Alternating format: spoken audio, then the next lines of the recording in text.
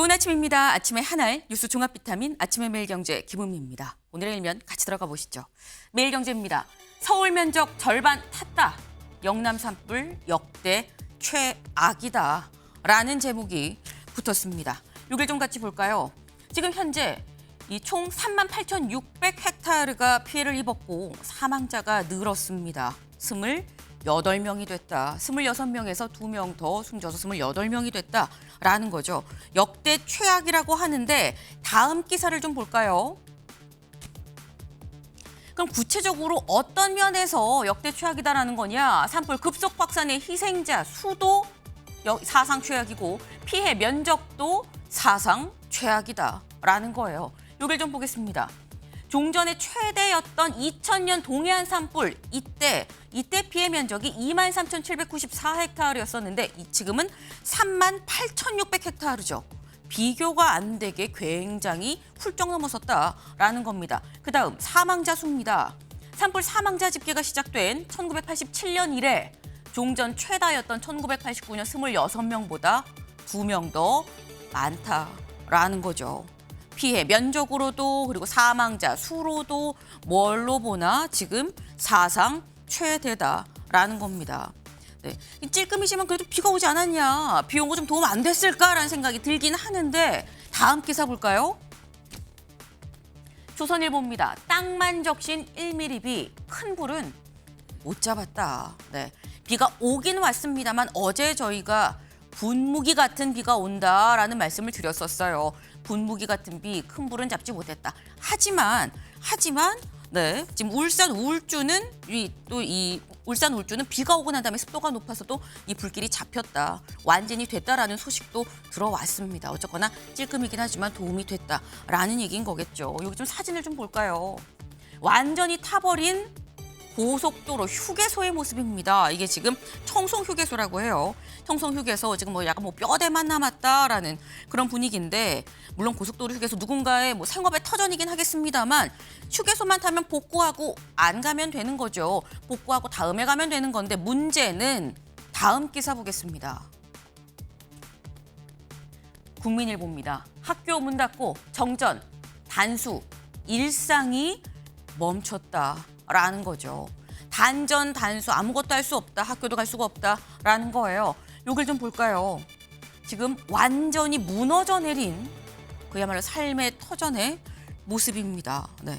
여기가 어디냐? 지금 현재 이 영양 영덕 지역으로 지금 보입니다. 그런데 완전히 다 무너져서 지금 어떻게 해야 하나라고 주저앉아 있는 주민의 모습이 지금 보이죠. 네. 지금 심각해도 너무 심각하다. 이 정도면 단전 단수일 수밖에 없는 거겠죠. 근데 문제는 화재로 인한 연기도 너무 심해서 우리가 보통 미세먼지 농도 매우 나쁨 수준의 7배 수준이라고 합니다. 오죽하면 잘 때도 마스크를 쓰고 잔다라고 하니까요. 상당히 심각하죠. 일상이 멈춘 걸 넘어서 무너졌다라는 표현도 과하지 않은 것 같다라는 생각을 좀 하는데 이 얘기 저희가 잠시 뒤에 대담으로 좀 짚어보겠습니다. 다음 기사 볼까요? 한국일보입니다. 트럼프 3일부터 차관세 25% 한국 직격탄입니다. 어제 저희가 아침에 방송 시작하면서 속보입니다라고 말씀을 드렸어요. 조금 전 트럼프 대통령이 이 외국산 자동차 관세 25% 공식 발표했습니다라고 말씀을 드렸는데 궁극적으로 그래서 우리한테 미치는 영향이 제일 중요한 거겠죠. 우리나라가 직격탄이다라는 거예요. 모든 나라에 대해서 다 일괄적으로 물리는 거지만 우리나라가 직격탄일 수밖에 없는 이유 여기 보겠습니다. 대미 수출 1위 품목이 차다. 그러다 보니까 우리나라가 직격탄 초비상일 수밖에 없는 거 아니냐라는 거예요. 물론 현대차는 면제입니다라는 발언이 있긴 있었습니다. 근데 이거는 미국에서 생산한 것만 해당한다. 당연한 거죠. 외국산 자동차에 물리는 자동차 관세이기 때문에 미국에서 생산한 건 당연히 물리지 않는 게 당연한 거지. 우리만 예외로 해준 게 아니다라는 겁니다. 네. 지금 상당히 심각한 거. 하지만 또 아이러니하게 사진을 좀 볼까요? 네. 지금 이 정의선 회장 지금 사인을 지금 하고 있는 거죠. 아이러니하게 관세 25% 부과를 미국이 명확하게 못 박은 날 조지아 공장 준공식이 있었다라는 거죠. 네. 네, 지금 우리가 지금 31조 원을 이 현대차가 31조 원을 미국에 투자하겠다라고 했는데 이 호의가 어떻게 다른 호의로 어떤 방식으로 우리한테 돌아올 것이냐 기대가 좀 됩니다. 네, 다음 기사 볼까요? 동아일보입니다. 서울대 의대생 사실상 전원 복귀를 밝혔다. 어제 저희가 전해드린 게 어제 말씀드리기를 오늘이 바로 서울대 의대 등록 마감 시한입니다 라고 말씀을 드렸어요. 그리고 마감 시한을 하루 앞두고 전날 저녁에 복귀할지 여부에 대해서 지금 투표를 하고 있다고 합니다 라는 말씀을 드렸었는데 투표 결과 사실상 전원 복귀하는 쪽으로 입장이 좀 정해졌다라는 겁니다. 고대 80%, 연대 90%, 지금 현재 추가적인 상담을 지금 진행을 하고 있죠. 미복귀자에 대해서. 여기에서 추가 상담을 통해서 나 복귀하고 싶어요 라고 얘기하는 사람도 상당하다. 그래서 서울대, 연대, 고대 거의 80, 90, 100% 가까이 다 등록을 하게 될 것 같다라는 겁니다. 네. 사실상 뭐 등록하고 투쟁하겠다라고 얘기하고 있는 만큼 수업에 실제 참여를 할 것이냐가 관건이긴 하겠습니다만 서울대, 연대, 고대, 의대에서 사실상 대부분 복귀를 하겠다고 한다면 전국에 있는 다른 의대에 대한 이 복귀율도 좀 늘어나지 않겠나 하는 희망적인 기대를 좀 가져봅니다.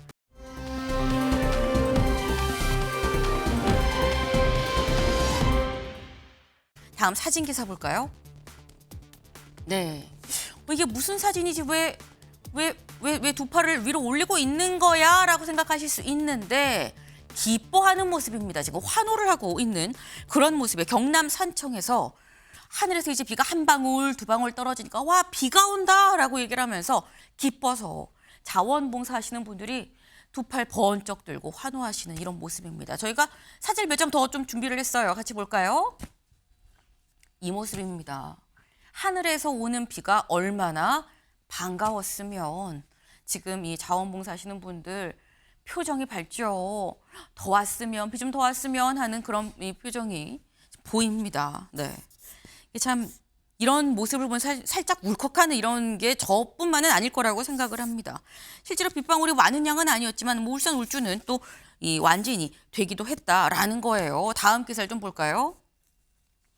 이겁니다. 울산 울주 산불 완진 주민 대피령 해제가 됐습니다. 뭐 이렇게 불을 정말 끌 만큼은 아니었지만 습도를 높이면서 상대적으로 뭐 좀비 불씨다라는 얘기도 있었는데 이거를 좀 이 자제하는 이런 제어하는 그런 효과가 있었던 거 아니겠느냐라는 얘기가 나오고 있습니다. 좀 하늘이 시원하게 좀 빗줄기로 좀 도와주면 얼마나 좋겠어라는 생각이 들긴 합니다만 또 한편으로는 진인사 대천명이라는 얘기가 있죠. 우리가 비만 기다릴 게 아니라 지금 우리가 할 수 있는 게 또 뭐가 있냐. 지금 뭐 직접 자원봉사를 갈 수도 있고요. 이게 작은 돈이지만 또 기부를 할 수도 있는 거고요. 더불어서 특히 정치권에서 지금 이 시각 뭘 어떻게 해야 될지 좀 고민을 하는 시간이었으면 좋겠다라는 말씀을 같이 드립니다. 아침에 매일경제 뉴스 종합 비타민 언제나처럼 TV로 좀 크게 보시다가요. 궁금한 점 유튜브 댓글로 남겨주시면 같이 좀 얘기를 보겠습니다. 함께해 주실 분들 소개합니다. 안녕하세요.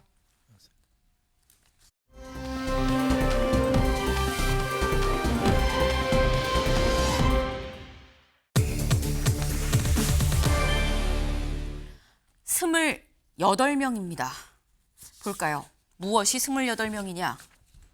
지금 현재 영남 지역 산불 사망자가 총 28명입니다. 경북에서 의성 1명, 안동 넷, 청송 넷, 영양 6, 영덕에서 9명이 숨졌습니다. 그리고 경남 산청에서 이 불이 가장 처음 발생이 됐었던 것이 산청이었었는데 4명이 숨졌다라는 거죠. 산불로 이렇게 숨진 사람 무려 28명이나 됐는데 요즘 초등학교 한 반이 28명이 채 되지가 않죠. 이렇게나 많은 분들이 쓰러져 갔다라는 겁니다. 사망자 수로만 봐도 역대 최악의 산불이다라고 지금 얘기가 나오는 상황인데 전국의 주요 산불 지역을 좀 보겠습니다. 네, 지금 현재 경북, 경남 산청, 울산 울주 크게 이 세 곳에서 산불이 났죠. 그런데 조금 전 제가 말씀드린 것처럼 비가 오고 하면서 현재 울산 울주는 완전히 됐고 주민 대피령도 해제가 된 상태입니다. 하지만 경남 산청은 아직 좀 빨긋빨긋하게 보이죠. 경남 산청은 지금 현재 어떤 상황이냐 자세히 좀 볼까요? 경남 산청의 지금 모습입니다. 경남 산청. 네. 지금 보면 여기 노란색 부분이 있고 빨간색 부분이 있어요. 노란색은 이 지금 진화가 된 이 진화비는 그런 상태인 거고요. 빨간색 부분이 여기가 아직도 타고 있는 부분입니다. 근데 문제는 타고 있는 이 부위가 어디 근처냐? 지리산 국립공원 근처 정말 턱 밑까지 왔다라는 거죠. 네. 지금 지리산 국립공원으로 번지냐 안 번지냐가 관건인 상태다라는 겁니다. 그리고 또 하나, 경남 산청 말고 사실상 지금 가장 많은 사망자가 나온 곳이 경북입니다. 경북의 위성 사진 같이 볼까요? 네, 이겁니다. 지금 뭔가 이제 색깔별로 많은 점들이 지금 찍혀 있습니다. 근데 이 점들 노란색이 24일이고요. 이 파란색이 25일, 그리고 빨간색이 26일에 불이 난 곳입니다. 근데 지금 보면 노란색은 주로 이쪽에 있어요. 그리고 파란색 그 주위로 살짝 있다가 빨간색이 26일에 갑자기 확 번졌죠. 저쪽까지 다 번졌습니다. 그래서 영덕까지 번졌다라는 거예요. 그렇다고 하면 사실 이 불이 처음에 의성에서 시작이 됐는데 의성에서 영덕까지 무려 78km나 되는 이 거리를 어떻게 보면 불이 달려갔다라고도 표현을 할 수 있다는 거죠. 불이 달려갔다는 게 맞는 표현이야 라고 생각하실 수 있는데 기사 볼까요? 사람 뛰는 것보다 빨랐다라는 겁니다. 시속 8.2km로 번진 의성 산불 역대 최고였다. 시속 8.2km의 속도로 불이 번졌다라는 거죠. 근데 이 시속 8.2km 사실 딱 와닿지 않으실 수 있어요. 이걸 좀 보겠습니다. 경북 산불의 확산 속도 비교입니다. 65세 노인을 기준으로 봤을 때 지금 현재 사망자분들 중에 상당히 어르신들이 많죠. 65세 노인의 보통 걸음으로 따지면 1시간이면 3.42km 걷습니다.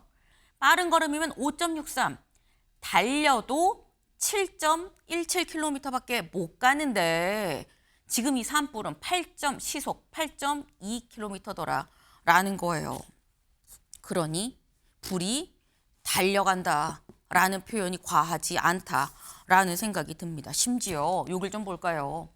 아까 저희 살짝 말씀드리기도 했어요. 이게 지금 피해 면적으로도 역대 최고다라는 겁니다. 역대 최악이라는 이 악이라는 말이 더 맞겠죠. 우리나라 산불 피해 면적 순위입니다.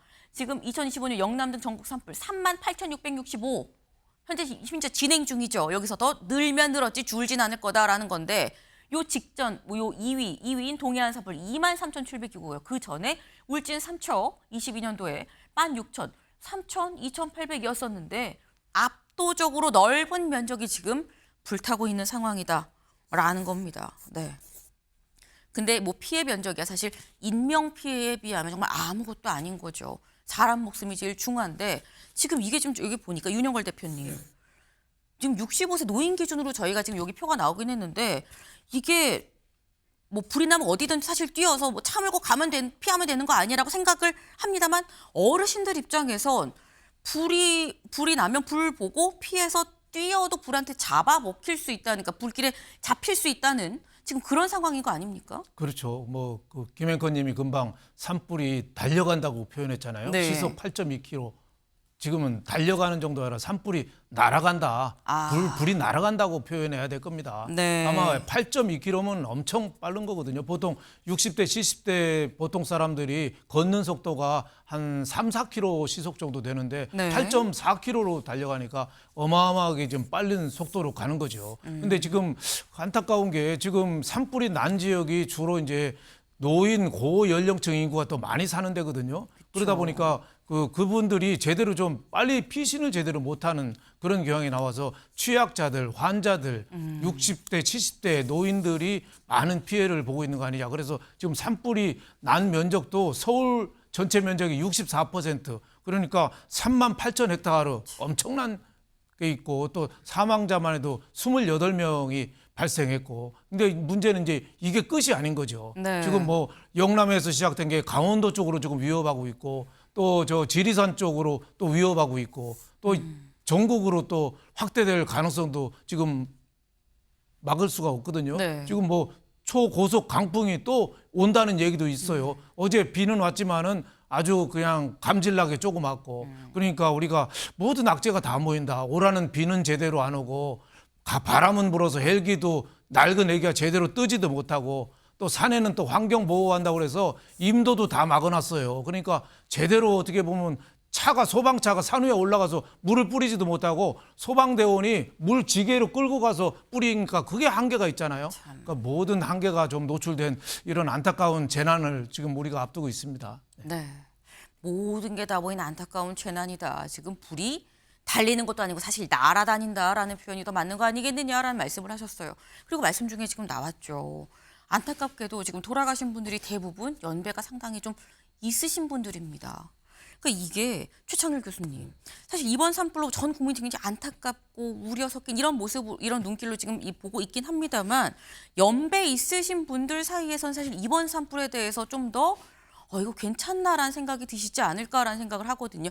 혹시 주변 이 지인분들하고 이번 산불에 대해서 뭐라고 말씀을 좀 나누셨을까요? 근데 이 산불뿐만이 아니라 이 나이 드신 분들은 모든 면에 취약하게 돼 있어요, 사실.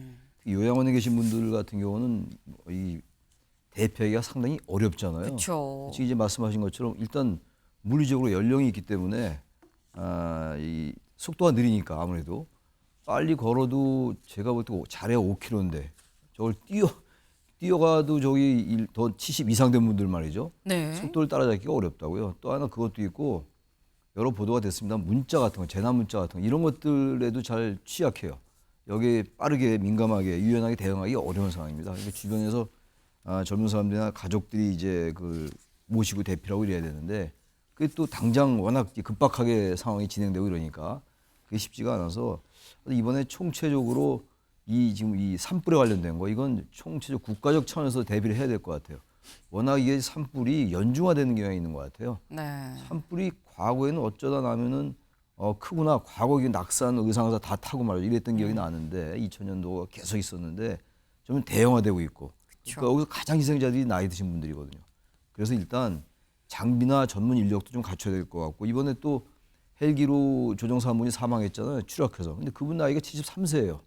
그것도 그러니까 구조적으로 73세인 분이 조종사를 운전할 조종사니까 전체적으로 이 산불 재난 시스템이 대단히 취약한 것 같아요. 게다가 이 초기 진압이 중요하다고 그러는데 네. 초기 진압이 가장 중요한 게 우리가 많이 봅니다만 헬기가 물 떠다가 이제 주변에 말이죠. 물 네. 떠서 거의 대량 투여해야 네. 되는 거거든요. 근데 그거는 대형 헬기가 필요한데 거의 중소형 헬기들이에요.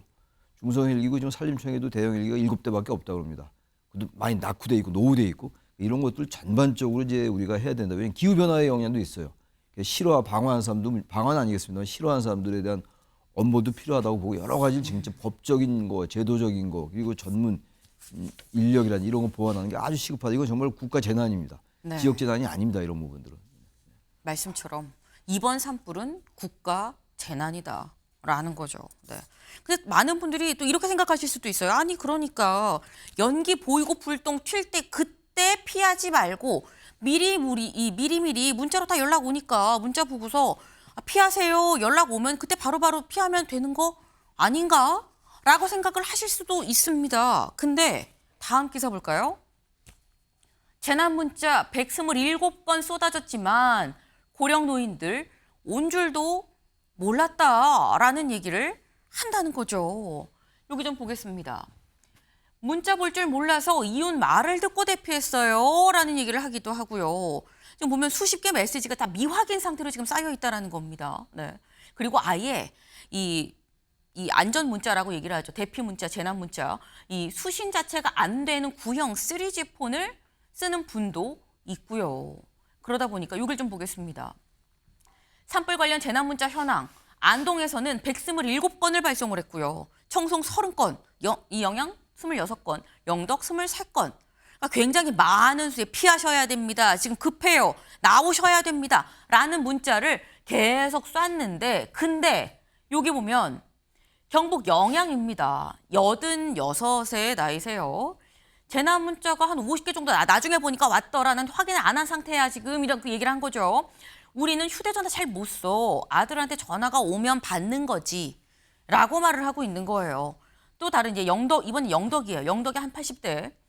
눈이 안 좋아서 휴대전화가 아예 없어요. 라고 얘기하는 분도 있고요. 그리고 또 다른 영양의 40대 여성. 구형 휴대전화를 사용해서 나는 그런 거에 아예 오지를 않는데? 라고 얘기를 하고 있다라는 겁니다. 윤영걸 대표님. 네. 이번에 사실 이 수도권에서도 뭐 재난 문자, 안전 문자 비슷하게 뭐 조심해야 됩니다. 뭐 산불 조심하셔야 돼요. 뭐 이런 문자가 굉장히 많이 왔는데 혹시 다 확인하셨습니까? 뭐 제대로 확인을 안 했죠. 그냥 대충 네. 뭐 그냥 산불 뭐 왔다 뭐 이 정도죠. 그래서 이번에 경북에서 특히 노년층 희생자가 많아서 상당히 안타까워요. 경북이 그 65세 이상 인구가 전체 인구 중에 26%나 됩니다. 굉장히 높은데 이게 디지털 디바이드죠. 디지털이 생과 사를 갈랐어요. 그걸 문자를 보고 미리 대피한 사람은 살았고 문자 확인 안 하거나 연기 나오는데 걱정만 하고 집을 지키던 사람들은 많이 희생을 했잖아요. 그래서 참 안타까운 부분인데 그런 면에서 지금 노인 전용 요금제 같은 게 있거든요. 네. 그것도 참 잘못된 게 그 값은 싸요. 10,000원 안팎인데 네. 그 3G로 하잖아요. 근데 3G는 재난 문자가 안 온대요. 그쵸. 그러니까 노인들은 가뜩이나 눈이 어두워서 문자 잘 안 보고 귀도 잘 어두워서 통화 잘 안 하고 자식들 전화만 겨우 받는 정도인데 네. 3G 전화 가진 노인들은 아예 위기 상황에 대한 재난 문자도 제대로 못 받는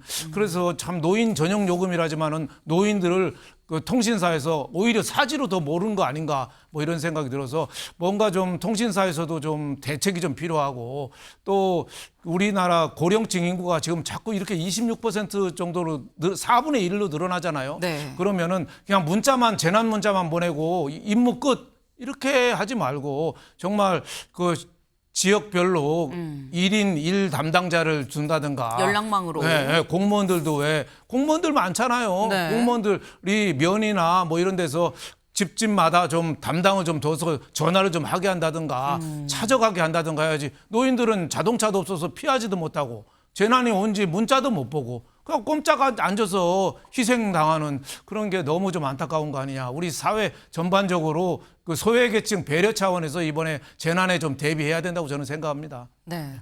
사실 저도 뭐 재난 문자, 안전 문자가 와도 어제 하루에 한 7, 8개 정도 받은 것 같긴 합니다만 다 일일이 처음 시작부터 끝까지 다 읽는 경우가 흔치는 않다. 아이고 온 거 또 왔네. 아까 거 똑같이 또 왔네. 라고 보고서 이 제초두기 일수인데 심지어 아예 이게 뭐야. 눈에 보이지가 않네. 라고 하는 어르신들도 상당하다라는 거죠. 전화가 오면 너냐라고 받으면 받았지 문자는 확인을 못하는 분들도 상당히 있는데 이거는 어떻게 해야 되냐라는 건데 최창길 교수님 아까 살짝 뭐 약간 연락망 뭐 공무원들이 직접 뭐 주민센터 이렇게 공무원들이 직접 연락을 하던가 뭐가 필요하다라고 말씀하셨는데 어떻게 보세요? 마을 단위로 어떤 연락체가 필요할 것 같아요. 마을 단위로. 왜냐하면 이제 도시 대도시하고 달라가지고 아무래도 시골 저런 곳들 농촌 지역 같은 경우는 그 농촌 사회 커뮤니티라는 게 상당히 잘 돼 있거든요. 네. 상당히 주변 옆집 사정도 잘 알 정도니까.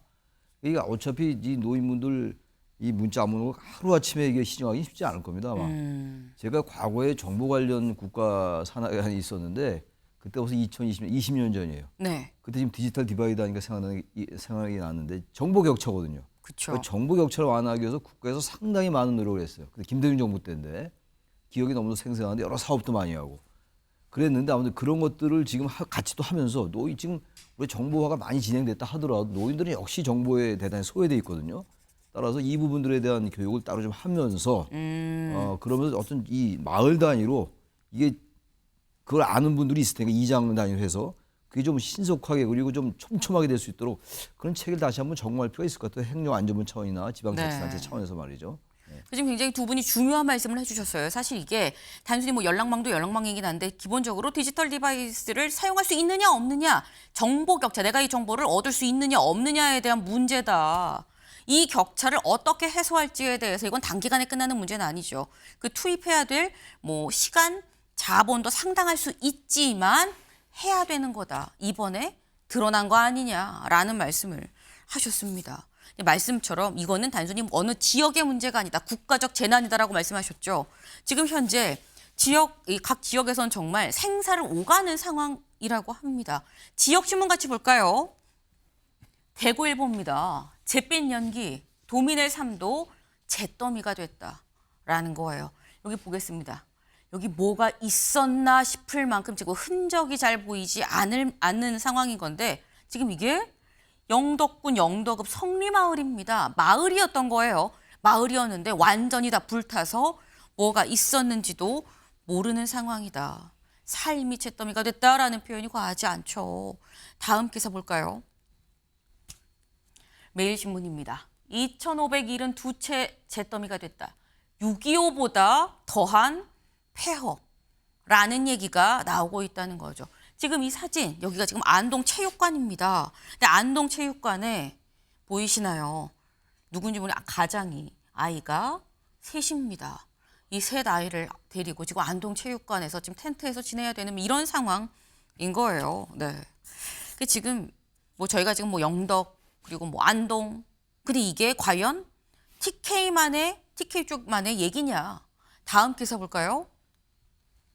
강원일보입니다. 역대 최악의 산불, 강원도 위협, 초비상이다.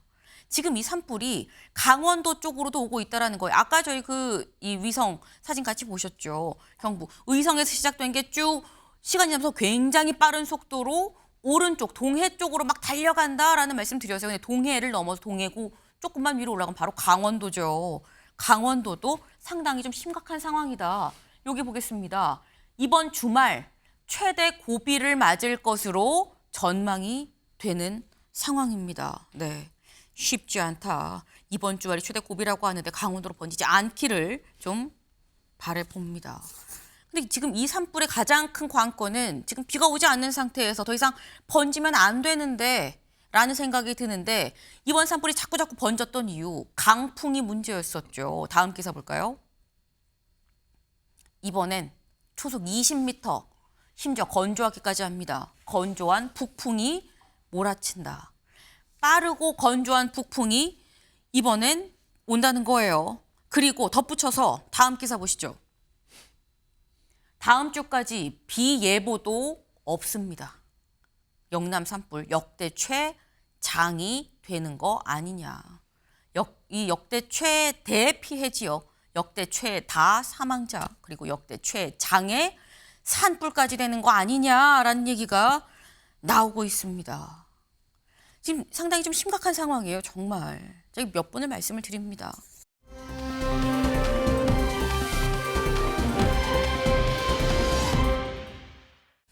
그러다 보니까 정치권에서도 여야가 산불에 우리 정쟁하지 말고 같이 대응합시다라고 공감대를 갖고 어제 원래 있었던 본회의, 여기 사실 최상목 부총리에 대한 탄핵안이 올라갈 예정이었었는데 연기했습니다. 우리 모두 산불에만 신경 씁시다. 라고 해서 연기를 했는데 근데 이 목소리 들어보고 오시죠.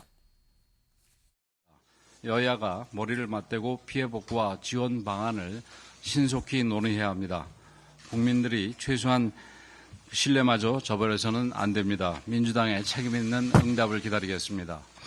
국영 예산 편성을 반대하는 것은 국민의 안전을 외면하는 행위입니다. 민주당이 촉구합니다. 2025년 본예산에서 일방적으로 예비비를 삭감한 것에 대한 대국민 사과와 함께 재난 예비비 추경 편성에 적극 협조할 것을 요구합니다. 이런 와중에도 그런 정쟁을 하고 있습니다. 지금 있는 재난 예비비 충분합니다. 좀 이럴 때는 정신 좀 차리면 좋겠어요, 국민이. 근데 웬만하면 국민이 얘기 안 하려고 하는데. 저희 뭐한 짓입니까? 계엄과 항공기 참사, 산불로 급속히 얼어붙은 내수 경기 회복도 정말 절실합니다. 우리 당이 제안한 민생회복 소비 쿠폰, 상생 소비 캐시백, 8대 분야 소비 바우처, 지역 화폐 할인 지원 등 소비 진작 4대 패키지에 대해서도 적극 검토할 것을 촉구합니다. 네, 여야의 목소리를 모두 들어봤습니다. 볼까요? 여야, 국가친환합 정쟁 멈추자면서 재난 대응 예비비 놓고 또 내 탓 공방이다라는 거예요. 최창일 교수님, 어떻게 보셨습니까? 일단 우선 뭐 사과해라 이런 말을 일단 좀 뺐으면 좋겠어요. 사과할 리도 없고 지금 그야말로 국가 재난 상태인데 또 예비비 편성을 지난번에 삭감한 걸 또 얘기를 하는데 그건 나중에 규명하기로 하고 말이죠. 일단 목적 예비비가 1조 6천억이 있어요 지금. 네. 그러니까 이것부터 빨리 사용을 했으면 좋겠습니다. 일반 예비비가 이제 8천억이 있으니까 삭감이 돼서 2조 4천억이에요. 원래 네. 4조 8천억이 이제 편성이 됐던 건데 반이 삭감됐던 건데 국민의힘은 뭐 그렇게 얘기할 수 있죠. 왜 그 당시 재난 예비비를 삭감했느냐. 근데 일단 있으니까 이재명 대표 말처럼 1조 6천억, 이거 목적 예비비예요. 네. 이거 사용하고 또 부족하면 국고 채무 부담액이라는 것도 있더라고요. 찾아보니까. 1조 한 5천억 쓸 수가 있습니다. 이거 쓰고 그다음에 추경은 하겠다고 합의를 했으니까 그리고 난 다음에 뭐 사과를 하든 말든 그 이후에 좀 미루고 일단 빨리 이거부터 써라. 그리고 난 다음에 정부도 빨리 추경 편성하고 정부가 추경을 편성해야 될 거 아닙니까? 그래야 국회에서 통과되는 거니까 편성은 정부에 있거든요. 편성은. 그래서 정부가 자꾸 여야 합의, 국정협의에 합의를 해라 그렇게 얘기하는데 그건 뭐 일리가 있는 얘기긴 합니다만 네. 정부도 좀 능동적이고 좀 적극적으로 말이죠. 추경 편성 빨리 하고 여야가 자꾸 사고하니 아니 이것도 예비 삭감한 거 가지고 책임 공모하지 말고 네. 당장 있는 거 예비비 있잖아요. 1조 6천억 있고 일반 예비비 8천억 있으니까 이것도 쓰고 그 다음은 그때 가서 보자 이런 말씀 드립니다. 지금 삭감 얘기할 때냐라는 말씀을 하셨어요. 삭감이 중요하지 않고 일단 지금 있는 돈 먼저 쓰고 없으면 그때 또 뭔가 방도를 생각해보는 게 중요하지 않겠냐라고 말씀하셨는데 윤영걸 대표님 어떻게 보세요? 뭐 저도 비슷한 생각입니다. 네. 지금 불이 났으면 불을 꺼야 되잖아요. 근데 누가 불 질렀냐?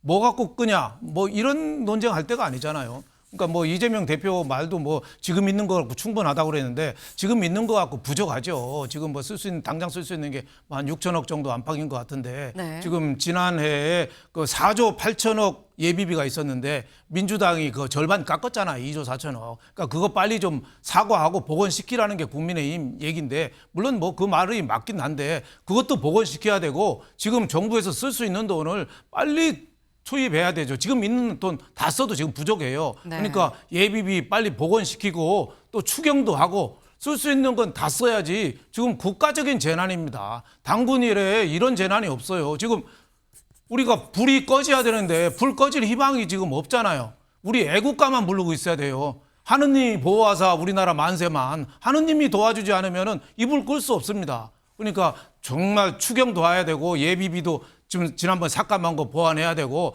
저는 이번 기회에 산불을 그 우리 여야의 극한적인 대립을 막는 협치에 좀 시발점이 됐으면 좋겠어요.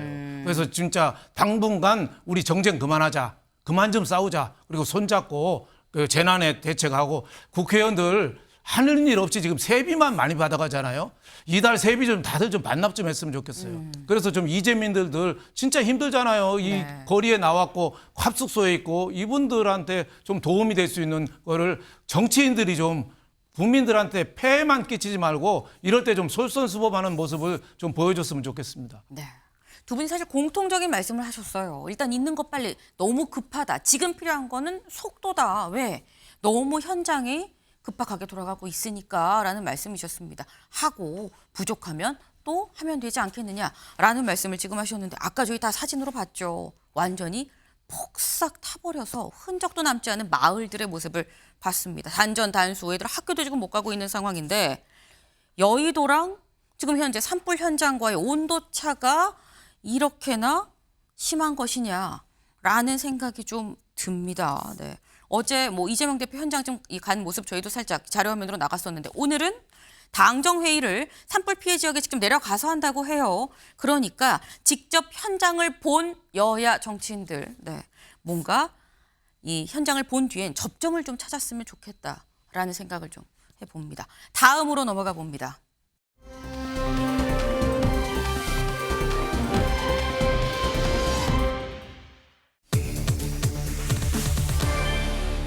클로즈업, 조작, 네, 무슨 얘기인지 보겠습니다. 근심 쌓인 내 사진 클로즈업하면 조작범 2심 직격입니다. 네, 이게 대체 무슨 얘기냐? 이재명 대표 선거법 항소심에서 무죄가 나왔죠. 근데 거기에서 이 사진 10명 같이 찍은 사진에서 4명만 이렇게 지났으니까 요거는 조작이라고 볼 수 있다라고 이 실질적으로 재판부에서 그렇게 이 설명을 했습니다. 근데 여기에 대해서 국민의힘에선 이거 그럼 내가 만약에 사진 클로즈하면 조작이야라는 얘기를 나오고 있다라는 거죠. 요 얘기 직접 들어보고 오실까요? 언론 여러분, 우리 비대위 회의 기사를 쓰실 때 저를 클로즈업한 사진은 쓰지 마십시오. 서울고등법원에 가면 사진 조작범이 될 수 있으니까 클로즈업해서 찍지 마시길 바랍니다. 골프 사진을 확대했을 뿐인데 조작이라고 판단한 것은 국민들을 우습게 하는 말장난입니다. 사진의 앵글을 보더라도 화질이나 볼마크 표시에 빨간 동그라미 친 부분을 보면 국민 누구나 확대된 사진임을 알 수 있었습니다.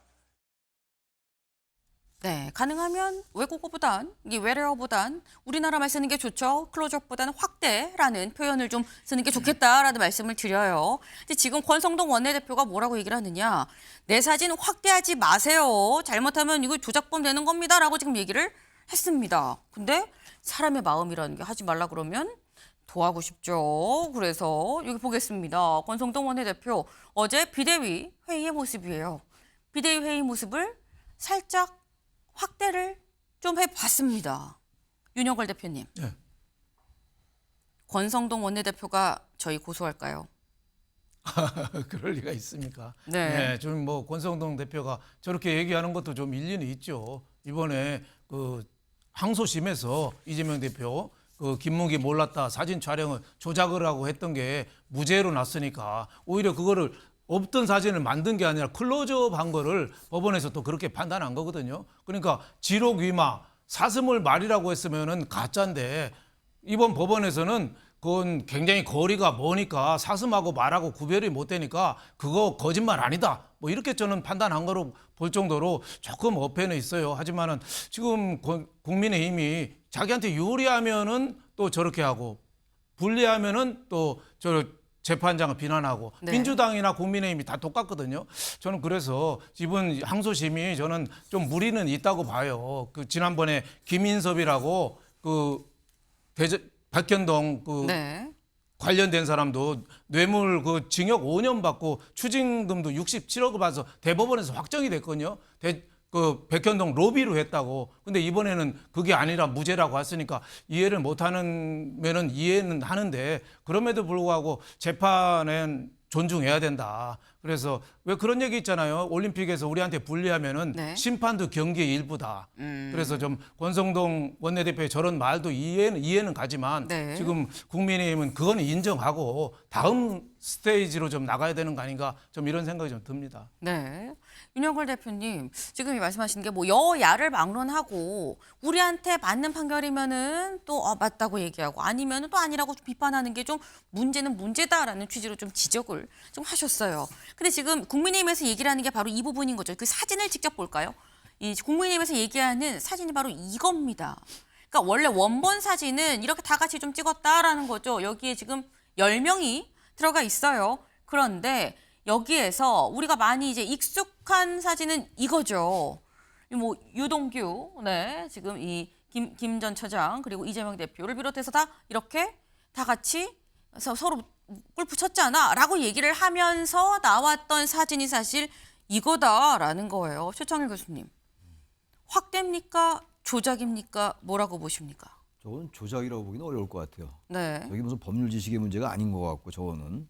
근데 아무튼 이제 법원에서는 저걸 조작이라는 말이 일리가 있다라는 거 아닙니까? 그래서 이제 무죄가 나온 건데, 근데 무죄가 나온 이유가 여러 가지가 있어요. 저 사진 하나만 가지고 저게 이른바 확대가 아니고 조작이다라는 것만 가지고 지금 무죄가 나온 건 아니지만 저게 유난히 강조되고 있는 것 같아요. 가장 확실하게 이제 국민들에게 그 법원의 재판이 문제가 있다라고 얘기하기에 가장 좋은 게 저 장면이기 때문에 그 얘기를 하는 것 같은데, 그래서 저는 그런 생각이 들어요. 법원의 판단이라는 건 당연히 존중돼야 되죠. 근데 여야 말씀을 이제 윤 대표님 하셨으니까 저는 그 얘기는 안 하더라도 일단 누군가를 알았다는 게 인식에 관한 문제다. 네. 그 인식에 관한 문제이기 때문에 선거법상의 허위사실 공표의 그 처벌 대상이 행위에 관한 거로 정확히 나와 있더라고요. 네. 공직선거법 250조에 말이죠. 그러니까 그 부분을 상당히 정확하게 본 것 같아요. 그리고 다시 말해서 허위사실 공표의 대상을 아주 엄격히 제한한 것 같아요, 지금. 그러니까 저건 사실은 일반적인 법감정으로 볼 때, 국민들이 볼 때 과연 그 당시 저렇게 그 큰 사업을 하는데 백현동 사업 시장이 몰랐을 리가 있을까 이런 생각은 가능해요. 그건 일반 국민의 법감정인데 이건 법률이잖아요.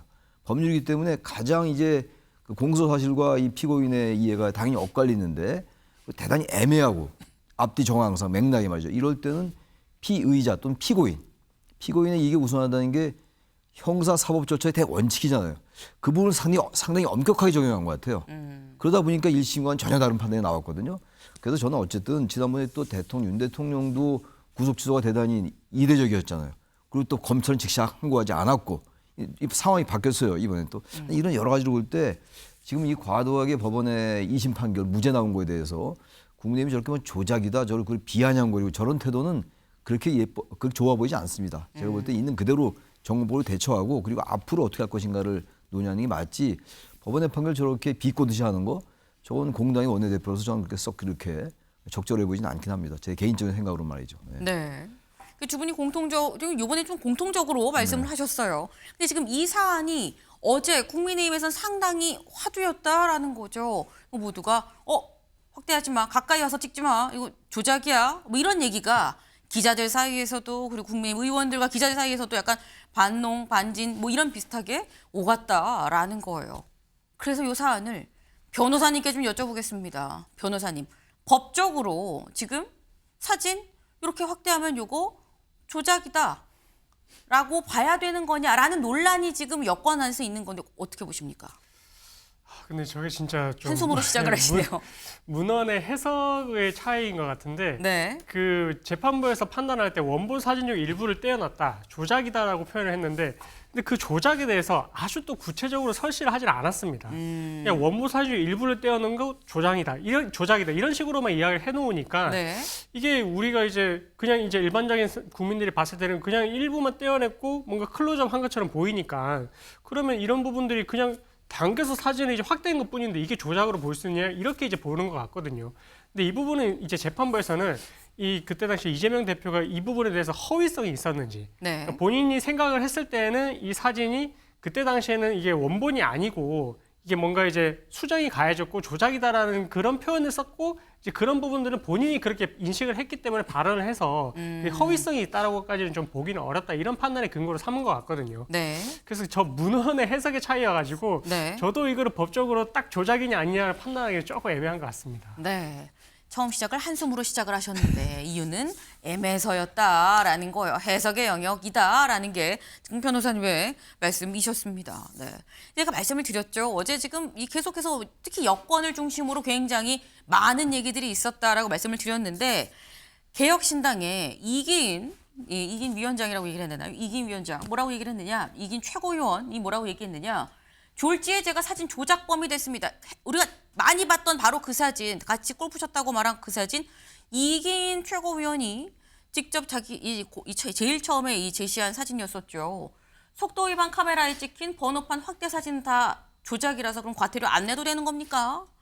차라리 모든 카메라와 핸드폰의 줌 기능을 없애자고 하십시오. 라고 얘기하면서 강하게 반발을 했다라는 거예요. 네. 근데 지금 이계인 대표는 엄밀히 말하면 야당이라고 얘기를 해야 됩니다만 전반적으로 여권은 이재명 대표 2심에 지금 강하게 반발을 하고 있는 모습이죠. 그런데 이런 반발을 이건 반발이 아니라 사실 여권이 흔들리는 거야라고 본 기사도 있습니다. 볼까요? 다음 기사. 이재명 무죄에 흔들리는 여권, 친한계도 윤 파면 안 돼라는 거예요. 네.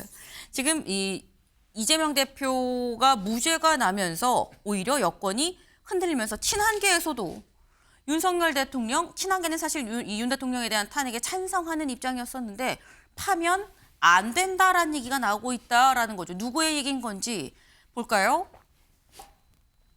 박정원 의원입니다. 저는 탄핵에도 공개 반대해 왔어요. 저는 원래 그랬었어요. 반대해 왔습니다. 그러면서 현 시점에서 면죄부 받은 이재명을 이길 수가 없습니다. 탄핵은 불가합니다. 시간도 벌어야 됩니다. 이재명으로부터 대한민국을 지킬 수 있는 유일한 길이 이 파면을 피하고 다시 복귀하는 길입니다. 기각입니다.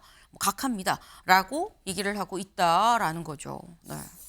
지금 이거를 윤영걸 대표님, 이걸 흔들린다고 봐야 되는 겁니까? 어떻게 보세요? 저는 제대로 본 거 아닌가 싶어요. 네. 지금 만약에 탄핵 인용이 되면은 박정원 의원도 한동훈 계잖아요.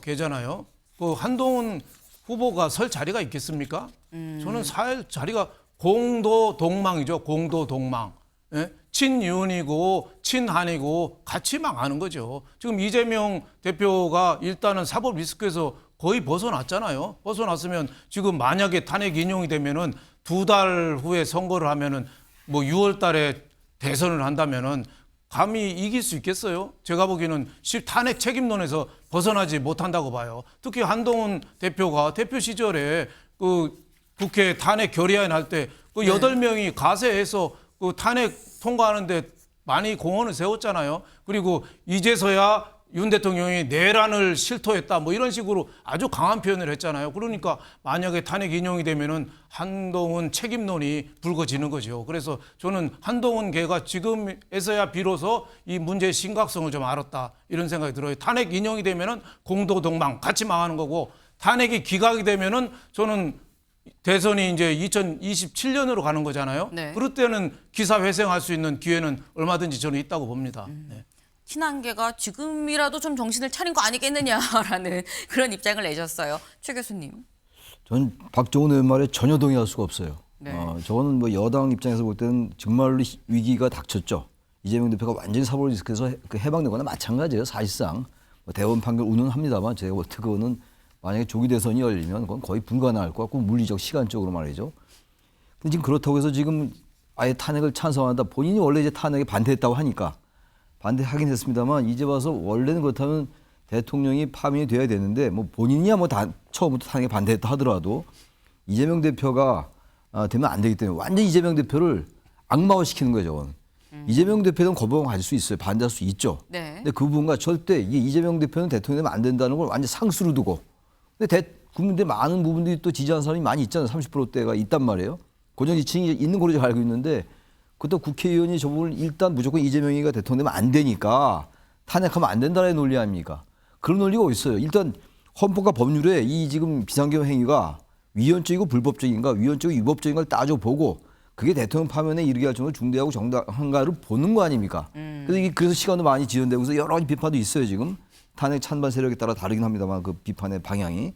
근데 지금 국회의원이 갑자기 이재명 대표가 법적으로 사실 리스크에서 벗어나게 됐다 하더라도 저런 논리로 한다고 다른 논리로 하든가 다른 논리로 탄핵에 반대한다고 얘기를 해야죠. 네. 이재명 대표가 되면 안 되기 때문에 큰일 났다. 이거 어쨌든 탄핵 되면 안 돼서 원래대로 가자. 그건 전 입법기관이고 헌법기관인 이 국회의원의 발언치고는 어제 박정훈 의원 개인적으로 꽤 제가 뭐 알기도 하고 네. 하고 저 앵커도 하고 그랬었잖아요. 네. 근데 저거 대단히 실망스러워요. 저런 말을 하는 거. 저건 논리가 결론은 좋아요. 결론 자기 생각이니까 탄핵에 반대하는 건 좋은데 저런 식의 논리 전개는 과연 저게 논리적 정합성이 있느냐? 저는 사실 뭐 개인적으로 동의하기 어렵습니다. 네. 나는 동의하기 어려운 얘기다. 이건 좀 논리적으로 맞지가 않는다라고 말씀을 하셨어요. 네. 여기 기사를 좀 다시 가볼까요? 네.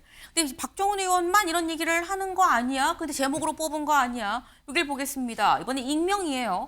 이 대표와 윤 대통령의 동시 퇴장론을 주장해온 한 중립성향 의원 뭐라고 얘기하느냐? 민주당이 국회 과반 의석만 가지고도 30차례 줄탄핵을 했는데 정권까지 차지하면 어떤 일이 일어나겠느냐? 윤 대통령과 이 대표 간의 적대적 공생이 당분간 더 이어지는 게 나을 수도 있다. 적대적 공생이 더 이어지는 게 나을 수도 있다. 이 얘기인 즉슨 윤 대통령이 파면이 아니라 복귀해서 윤이 어떤 이 대립구도가 좀 더 가는 게 윤 대통령이 파면되고 이재명 대표가 대통령 되는 것보다 낫지 않겠느냐라는 취지의 지금 얘기를 한 겁니다. 근데 여기 이런 의견이 있는 반면에 또 아니야. 지금 이재명 대표가 무죄 받은 게 상당히 또 좋은 거야라고 얘기하는 사람도 있어요. 국민의힘에. 누구의 얘기냐 볼까요? 이분입니다. 홍준표 대구시장 뭐라고 얘기하느냐. 이재명 대표가 억지 무죄가 된 건 사법부의 하나회 덕분이다. 사법부조차 진영 논리로 재판하는 건 참으로 유감인데 현실이 그런 걸 어떡합니까? 라고 얘기를 하면서 오히려 잘 됐지요 라고 얘기를 해요. 차기 대선을 각종 범죄로 기소된 범죄자와 하는 게 우리로선 더 편하게 됐습니다. 발상을 전환하면 새로운 길이 보입니다. 라고 얘기를 했습니다. 윤영걸 대표님. 예. 지금 홍준표 시장은 우리로서는 오히려 이재명 대표가 무죄 받아서 대선 주자로 확실하게 나오는 게 땡큐지 뭐 이런 느낌이에요. 그러니까 자기 자신을 내세우는 거죠. 나가 나가면은 이재명 대표를 누를 수 있다. 뭐 이런 얘기를 하는 건데 그거는 저는 오히려 국민의힘에서 지금 여론조사 순위도 뭐 홍준표 시장이 그렇게 앞서지 못하잖아요. 김문수 장관이 오히려 앞서지. 저는 더 중요한 변수는 진짜 탄핵이 되느냐 안 되느냐. 탄핵이 인용이 되면은 이재명 대표는 어떻게 보면 이제 민주당 후보로서 상수로 봐야 되잖아요. 네. 2025년 6월에 이재명은 국민의힘이 이기기 어렵습니다. 탄핵을 어떻게 보면은 주도한 책임이 있는 국민의힘 후보가 이기기 어렵다고 봐요. 물론 뭐 지지자 결핍을 한다고 해도. 만약에 근데 2021년 5월 앞으로 2년 2개월 후에 네. 이재명은 저는 학위에 따라서 얼마든지 이길 수 있다고 봐요, 국민의힘이. 그래서 진짜 홍준표 시장 말은 절반만 맞다 이렇게 봅니다. 예. 네. 지금 어떻게 보면은 더 잘된 거다 이렇게 볼 수는 없죠. 이재명 대표가 지금 압도적인 지지율이 거의 31%가 넘는 압도적인 일인데 사법 리스크를 벗어난 게 거의 지금 기정사실화되고 있잖아요. 터널로 거의 나왔는데 이렇게 되면 아무래도 불리할 수밖에 없죠. 지금 국민의힘 후보도 지금 거의 못 뛰고 있어요. 탄핵 발표도 안 했는데 벌써 선거운동 하냐 그러면 윤 대통령에 대해서 배반하는 게 되잖아요. 민주당은 탄핵에 집중해야 되는데 왜 후보로 나서냐 또 안 뛰고 있어요. 이재명 후보만 지금 뛰고 있어요. 네. 그런 의미에서 저런 말은 좀 어폐가 있다 이렇게 생각합니다. 네. 홍준표 시장은 지금 발상에 전환을 해라. 오히려 땡큐인 상황이다라고 얘기를 했지만 아니다. 반만 맞고 반은 틀리다. 글쎄 대다수가 이렇게 생각하겠어라고 지금 말씀을 하셨어요. 일단 국민의힘 쪽에 상당한 좀 위기감이 좀 느껴진다라는 건데 근데 이런 국민의힘에 대해서 민주당에서 또 이렇게 전망을 합니다. 들어보시죠.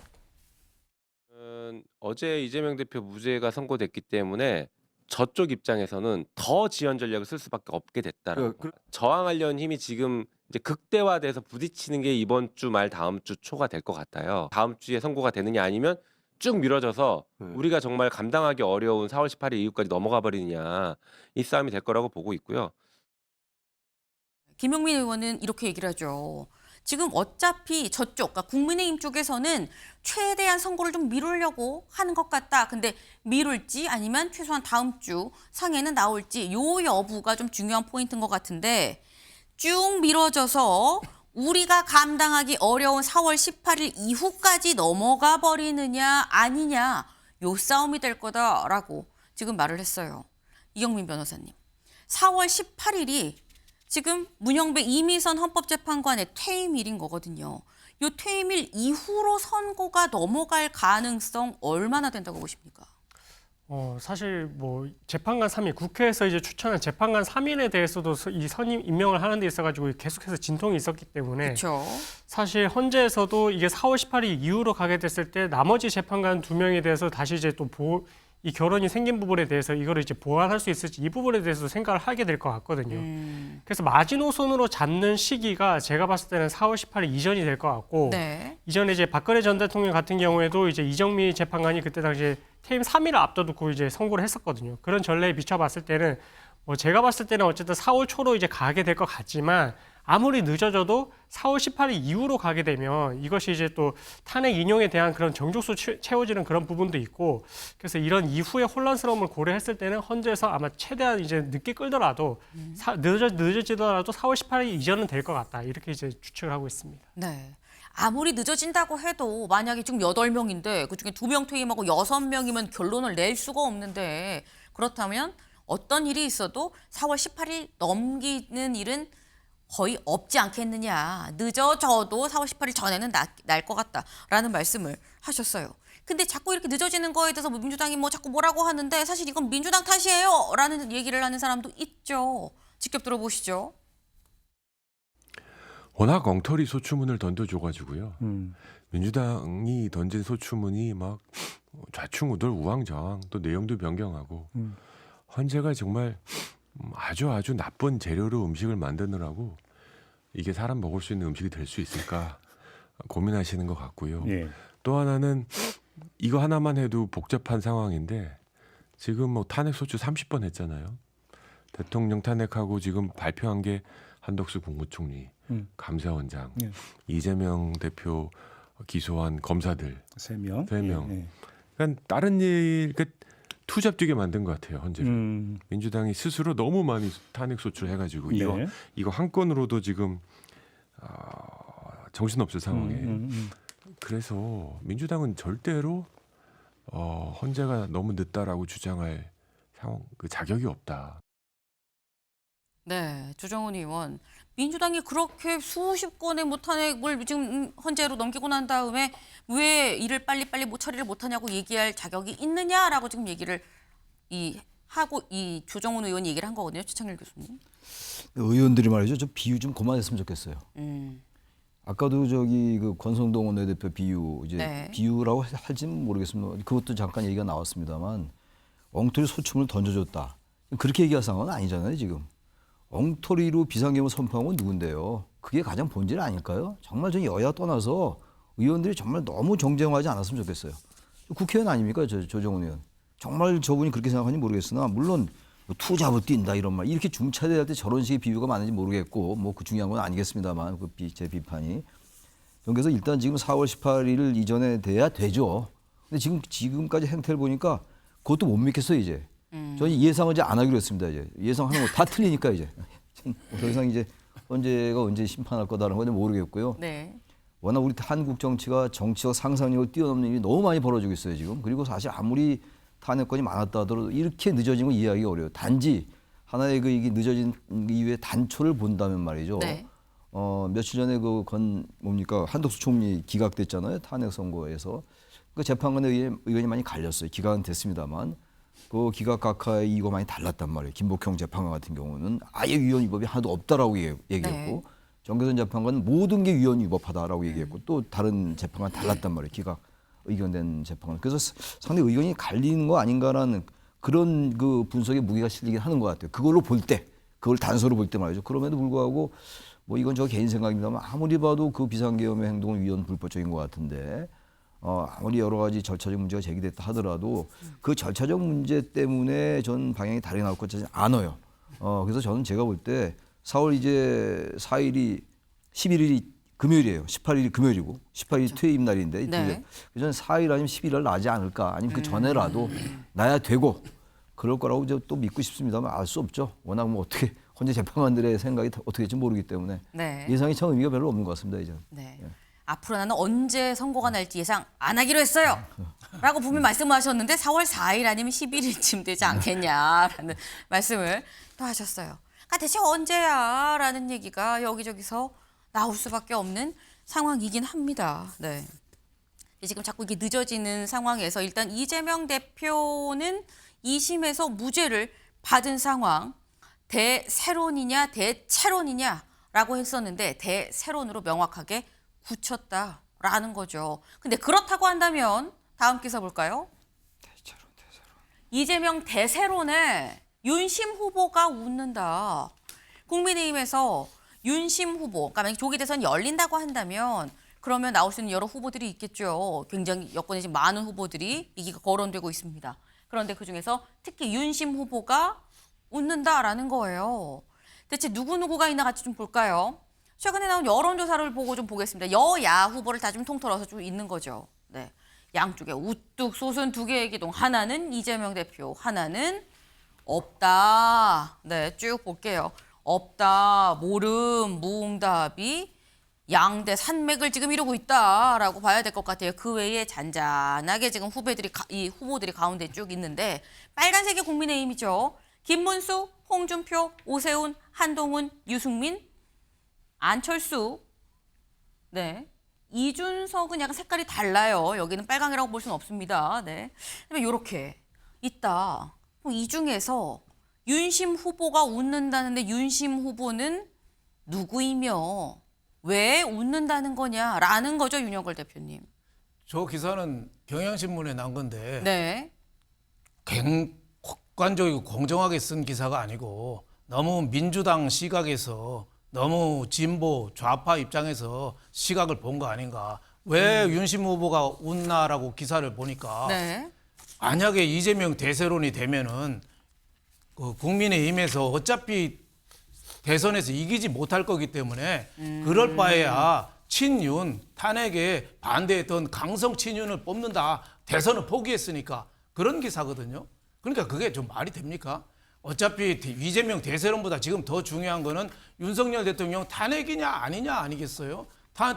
만약에 탄핵되면은 뭐 2달 후에 선거하면은 아무리 친윤이나 반윤이나 네. 뭐 누가 나와도 사실은 이기기가 여러 가지로 상황으로 봐서 쉽지 않죠. 근데 만약에 그 기각이 되면 탄핵 기각이 되면은 네. 윤 대통령도 그 약속했잖아요. 개헌하고 뭐 이렇게 해서 새로운 판이 짜지는 거거든요. 그러면은 윤심 후보든 뭐 한심 후보든 다 웃을 수 있는 거지. 저렇게 좀 굉장히 편향된 저는 기사라고 이렇게 읽었습니다. 네. 기사 자체가 좀 편향됐다라고 평가를 하죠. 이거는 최 교수님 의견도 살짝 좀 들어보겠습니다. 저는 이재명 대표가 이제 완전히 무죄가 됐기 때문에 사법 리스크에서 사실상 이제 해방됐기 때문에 이른바 적대적 공생이 상당히 가열될 가능성은 충분히 있어요. 그리고 대한민국의 정치라는 게 적대적 공생 관계라는 건 누구나 다 하는 얘기들인데 특히 이번 이제 최근에 몇 년의 우리 정치 상황은 윤석열 대통령 대 이재명 대표 이게 상당히 적대적이었어요. 근데 한쪽이 살아났으니까 적대 한 축은 또 살아날 가능성이 생긴 거예요. 그러면서 볼 때 저건 나름대로 원론적인 기사인 것 같아요.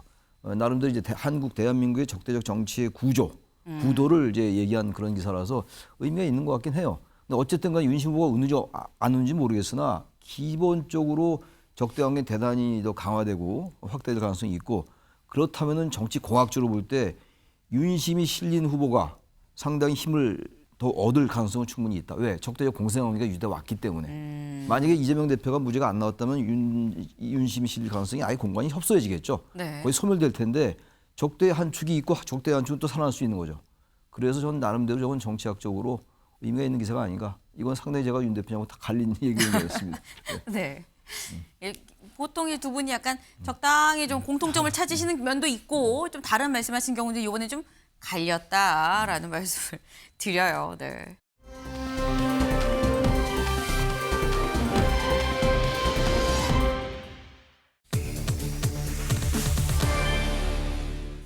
이재명 대표가 있는데 부동층입니다. 기사 같이 볼까요? 이 지지율보다 높은 부동층이다. 네. 이재명 대표 지지율보다도 부동층이 더 높다라는 거예요. 아까 저희 살짝 봤죠. 양쪽 양대 산맥으로 하나는 이재명 대표 저 끝에 모름무응답이 또 높은 기둥으로 하나 솟았다라는 건데 그것만 딱 떼서 놓고 좀 보겠습니다. 떼서 놓고 보면 차기 대통령 적합도 조사 NBS의 조사에 어제 발표가 됐죠. 보면 이재명 대표에 대한 뭐 적합도 조사 지지도 회색은 2월에 한 거고요. 이 파랑색은 3월 4주차입니다. 근데 이재명 대표 31%. 그런데 모름무응답 없다가 35%. 4%포인트가 높죠. 그런데 2월에는 안 그랬다는 겁니다. 물론 2월에도 부동층이 24%였긴 했습니다만 그때는 이재명 대표가 32%로 훨씬 오차 범위 밖으로 높았다. 그런데 이번에는 이재명 대표보다도 사실상 이렇게 보면 여야 대선 후보 1위는 부동층이다 라고 봐야 되는 상황인 거예요. 이거를 어떻게 해석을 해야 되느냐라는 거죠. 최천일 교수님. 사실 이게 이 24, 25, 26, 3일인데 26일도 살짝 좀 조사가 되긴 했어요. 이재명 대표의 무죄도 전혀 반영이 안 된 건 아니긴 합니다만 어쨌거나. 반응이 뭐 조금 된 거죠. 날짜로 볼 때. 네. 조금 됐는데 점점 이재명 대표에 대해서는 워낙 고정 지지층이 있는가 하면 확장성은 대단히 떨어져요. 네. 30몇 %에서 거의 고정 박스권이잖아요. 이건 그 양면성이 있는 거죠. 확고한 지지층이 있는 반면에 더 이상 확장되지 않는 이런 한계가 있는 건데 네. 이재명 대표가 이제 무죄가 나오니까 거의 대선 후보로 확정되는 게 거의 확실시 되고 있는 겁니다. 지금 만약에 대통령이 인용이 되면 말이죠. 탄핵이. 네. 그러니까 당연히 이 부동층들 말하자면 이재명 대표에게 마음을 줄까 말까 했던 사람들이 더 이탈하는 거예요.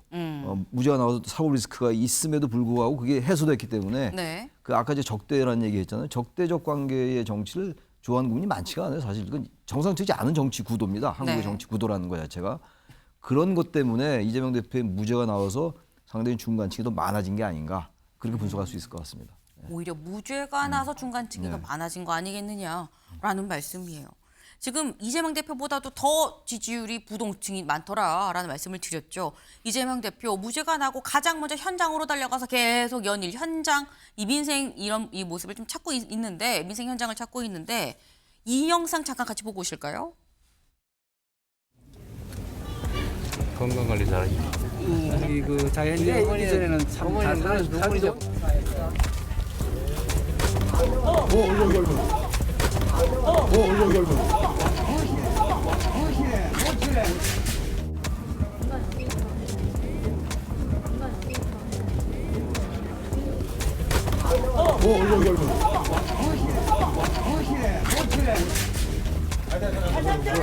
전체 피해가 우선 한 300에서 400가 남자도 필요해요. 사진 촬영 다 하셨으면은 지금 불 창고 불 타고 있는데 불 좀 끌어 가자. 지금도 불 타고 있다. 안타까운 상황입니다. 뭐 이런 현장에서도 그런 정치적 행위들이 벌어져서 얼마나 다급하면 저럴까 싶기도 합니다. 누가 불 끌어간다. 사진 찍으러 왔다. 대표님 제가 정리하겠습니다. 놔두세요. 저것도 뭐 자기들 나름은 잘 되게 하기 위한 일이라고 생각해서 하는 걸 테니까요. 잠깐 기다려주죠. 네, 이재명 대표 부동층을 제외하고서는 대선 주자 중에 1위죠. 1위인데 현장에 가선 또 저런 굉장히 본인을 지지하지 않는 반대쪽에 서 있는 사람들의 목소리도 상당히 직접 접할 수가 있었다. 하물며 이번에 이렇게 또 한 번 폭행 옷으로 이렇게 맞았다고 표현을 해야 될 것 같아요. 실제 맞은 걸로 지금 보입니다. 그런 일도 있었다라는 거죠. 그러니까 그만큼 아까 잠깐 화장성 말씀하셨는데 여기 좀 보겠습니다. 지금 아까 저희 NBS 여론조사를 보고 이재명 대표와 부동층을 봤었는데 국민의힘과 민주당의 정당 지지율이에요. 정당 지지율. 국민의힘이 32%, 36%로 4%포인트 올라갔고요. 반면에 민주당은 38%에서 2%포인트 떨어진 36%. 그래서 동률이더라. 똑같이 36%더라라는 겁니다. 네. 이건 또 어떻게 설명을 해야 되는 거죠, 윤 대표님? 저는 뭐 저 수치를 봐서 네. 민주당이 거대 민주당이 계속 탄핵 남발했잖아요. 그러니까 어느 정도 견제가 좀 붙은 것 같고 저는 더 중요한 게 뭐냐면 이재명 대표 지지율이 31% 벽에 갇혔잖아요. 네. 민주당이 36% 당 지지율보다도 이재명 대표가 떨어져요. 저는 이재명 대표가 당선 쉽지 않다고 봐요. 왜냐하면 굳건한 네거티브 벽 때문에 쉽지 않다. 지금 뛰고 있는 선수가 국민의힘도 탄핵 때문에 안 뛰고 있잖아요. 윤 대표. 민주당도 지금 다른 사람 안 뛰고 혼자 뛰고 있어요. 네. 근데 31% 벽에 넘지 못한다. 그거는 제가 보기엔 신뢰의 벽. 그동안에 말이 왔다 갔다 하고 거짓말 좀 많이 하는 재판도 많이 받고 하다 보니까 많은 국민들이 아직도 이재명 대표한테 신뢰를 주지 못하고 있는 게 저 수치로 좀 나타나고 있다. 저는 이렇게 보고 있습니다. 네. 지금 말씀은 이재명 대표가 지지율 1위긴 하지만 지지하는 확고한 지지층이 있는 반면에 또 반대쪽에서는 상당히 너무 많은 이 비판을 또 받는 뭐 쉽게 얘기하면 적도 좀 많은 거 아니겠느냐라는 말씀을 하셨습니다. 네. 아직 조기 대선 열릴지 안 열릴지 모르는 상황입니다. 모르는 상황에서 이재명 대표 입장에서는 지금 무죄로 뭐 날개를 달았다라는 얘기도 지금 나오고 있죠. 그런 이재명 대표 앞으로 한 걸음 한 걸음이 어떻게 진행이 될 것이냐. 다음 여론조사를 보면 그 추이가 보이겠죠. 네, 저희가 준비한 소식 오늘 여기까지입니다. 오늘은 서해 수호의 날입니다. 55인의 호국영령을 추모하면서 좀 마쳤으면 좋겠네요. 오늘도 좋은 하루 되시길 바랍니다.